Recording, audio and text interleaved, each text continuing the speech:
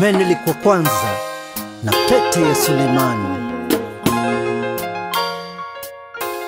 Katika ardhi za kale za Ethiopia zilizotawaliwa na malkia wa Sheba mwenye hekima na utajiri, jina lake Makeda, hadithi ya hatima ilikuwa inakaribia kufunguka. Sheba, malkia wa Ethiopia, jina lake Makeda, alisikia sifa za mfalme mmoja mwenye hekima.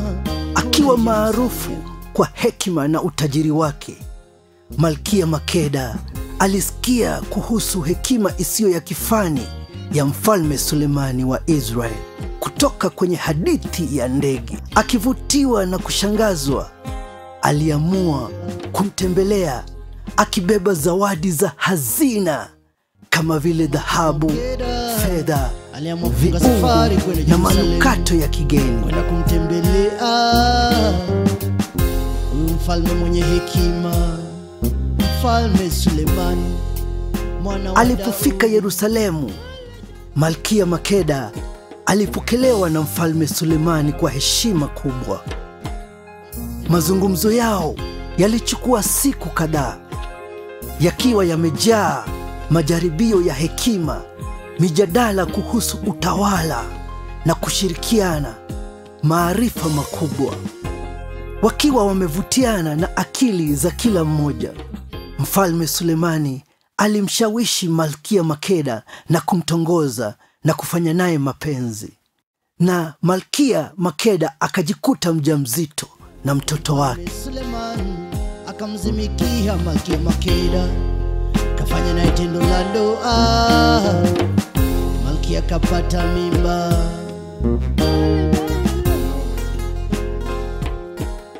Kabla ya kuondoka kwake Yerusalemu, Sulemani katika ndoto aliona jua juu ya Israeli likihama likienda Ethiopia, ikionyesha safari ya sanduku la agano kutoka Israel hadi Ethiopia.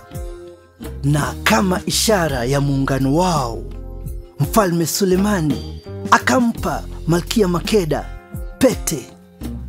pete ya Sulemani.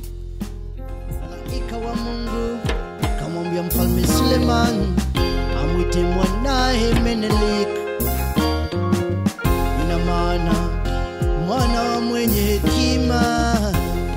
Safari ya Malkia Makeda kurudi Ethiopia ilichukua zaidi ya miezi 9, na katika kipindi hiki alijifungua mtoto wa kiume, akamwita Menelik, maana yake mwana wa mtu mwenye hekima. Karudia na mimba.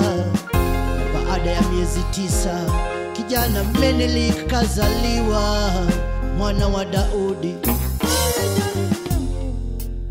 jina la Daudi. Maisha ya mapema ya Menelik. Menelik alikuwa mvulana mwenye nguvu na hamu ya kujua. Akiwa kijana, alianza kumuuliza mama yake Malkia Makeda kuhusu babake. Alipofikisha umri wa miaka 21, mamake Malkia Makeda alimpa pete ya Sulemani na kumweleza hadithi ya babake. Akiwa na msukumo na dhamira, Menelik aliamua kusafiri kwenda Yerusalemu kukutana na mfalme Sulemani, akiwa amebeba zawadi kama vile alivyofanya mama yake miaka 21 kabla. Alipofika nje ya Yerusalemu, watu wa Yerusalemu walimtambua Menelik kwa kufanana kwake na mfalme Sulemani, na wakakimbia kwa mfalme kumfahamisha. Mfalme Sulemani akiwa mzee na mwenye mvi alifurahi sana kukutana na mwanawe wa kwanza. Ingawa Menelik alifanana zaidi na babu yake ambaye ni mfalme Daudi kuliko Sulemani, uhusiano wao ulikuwa wa papo hapo na wenye nguvu. Menelik na msafara wake walikaa Yerusalemu kwa miaka 2, na katika kipindi hiki alitawazwa kuwa Daudi wa pili, mfalme wa Israeli.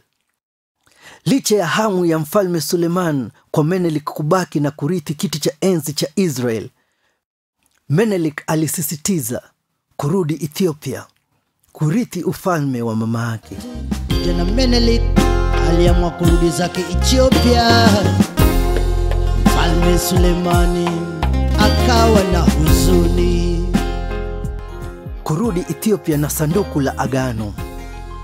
Mfalme Sulemani akielewa jukumu la Menelik kwa Ethiopia, aliuliza baraza lake kuwatuma watoto wao wa kwanza kwenda na Menelik kuanzisha nchi ndugu. Walikubali na sherehe kubwa ya kuagana ikafanyika. Usiku wa kuamkia kuondoka kwao, Menelik na mwana wa kuhani mkuu waliamshwa na malaika mkuu Mikaeli. Malaika akawaagiza kuchukua sanduku la agano na akawapa mbadala wa bandia.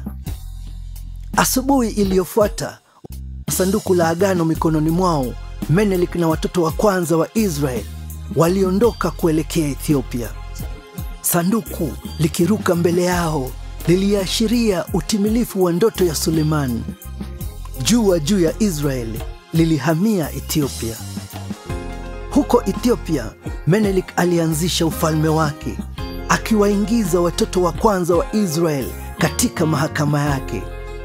Hii iliashiria mwanzo wa kanisa la Ethiopian Orthodox Tewahedo Church, ikitimiza unabii wa ndoto ya Sulemani. Come listen my friend, of a legend I have to share. There was a king on the mountain, and Menelik was his name. He was the lion in the kingdom of Jah, and the legend is come again. Shua, wa Shua, Shua, wa the legend is back. Utawala wa Menelik na safari ya mwisho kuelekea mlima Kilimanjaro. Menelik alitawala Ethiopia kwa hekima na haki, kama baba yake alivyofanya kule Israel. Na Malkia Makeda alipofariki, Menelik alimzika kwenye milima yenye theluji, yenye miamba ya Kinyazmach, ambao ipo kusini wa ufalme wake. Alipofikia uzeeni, Menelik alimuandaa mwanawe kurithi kiti cha enzi chake. Katika miaka yake ya mwisho, Menelik alifanya safari ya mwisho akiwa na pete ya Sulemani. Aliongoza jeshi lake kuelekea kusini mwa ufalme wake. Akaipita milima ya Kenyazmach ambako mama yake alizikwa. Walitembea kwa miezi mingi hadi walipofika kwenye mlima mkuu mwenye theluji wa Kilimanjaro, unaojulikana kama mlima Sayuni. Katika msingi wa mlima Kilimanjaro, Menelik aliagiza jeshi lake kurudi nyumbani Ethiopia, wakati yeye alipanda mlima akiwa peke yake. Akiwa na pete ya Sulemani, hakuwahi kuonekana tena wala kuona mauti. Kilimanjaro, the legend is back today. Kilimanjaro, the legend is back again. Kilimanjaro. Wanajeshi wake walirudi na ujumbe wa kuondoka kwake nyumbani kwao Ethiopia. Lakini wanajeshi wengine walichagua kuishi chini ya hii mlima, ambapo vizazi vyao vimebakia hadi leo. Ingawa kupitia utumwa, ukoloni na elimu potofu, wanaoishi chini ya mlima Kilimanjaro wamesahau asili yao na sababu ya kuishi chini ya huu mlima mtakatifu. Hadithi hii inachanganya hekaya za historia na unabii wa kiroho, ikiunganisha hatma ya mfalme Sulemani, Malkia Makeda, mwanao Menelik wa kwanza na mlima Kilimanjaro. Na hii inaweka msingi wa kuongezeka kwa ufalme wa Ethiopia na mila zake takatifu. Mustaija Rastafari. Anza zamani, kipindi cha mfalme wa kwanza hapa Ethiopia, ndio kizazi Mfalme Sulemani, Malkia wa Sheba, mtoto wa mwenye hekima. Menelik wa kwanza, yeye ndiye alitoka Yerusalemu na sanduku la agano na pete ya Sulemani. Kaja nayo Ethiopia alipofika uzeeni, alishuka kusini, kaja kapanda mlima Kilimanjaro. Pete ya Daudi, Kilimanjaro, Kilimanjaro.